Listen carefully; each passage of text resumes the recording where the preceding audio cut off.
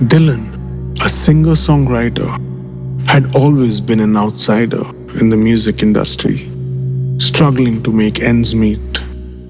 So when he was booked for a private yacht gig in the middle of the ocean with some of the richest and the most powerful people on the planet, he couldn't believe his luck. Dylan had never felt more alive than when he stepped onto the yacht. The sea air whipped his hair into a frenzy, and he could feel the salt coating his skin. He relished the feeling of being among the elites, the cream of the crop. As he stepped on board the yacht, Dylan was greeted with lavish hospitality, the likes of which he had never experienced before.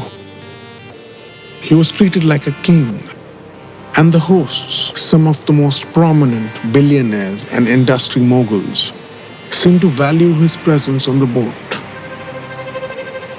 The first day passed by smoothly, with Dylan hanging around the esteemed guests, savoring the experience. The guests were cordial enough at first, each trying to outdo the other with their stories of success and riches.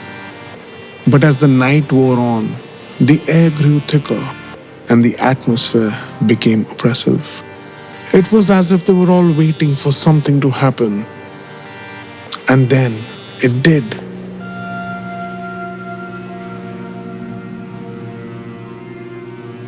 As the second day arrived, everything changed. As he started his pre-dinner performance, he noticed that all the guests had changed into black robes and were wearing strange religious symbols. Suddenly, the guests began to sit in a circle, chanting words in a foreign language, while Dylan tried to ignore their bizarre behavior and continue with his performance. But when a pair of hands grabbed him and threw him into the center of the circle, he knew something was seriously wrong. Dylan tried to break free, but he was bound and tied by some of the members and left helpless in the middle of the circle. As the chanting grew louder, Dylan noticed the waves of the sea becoming more and more violent as if responding to the dark ritual.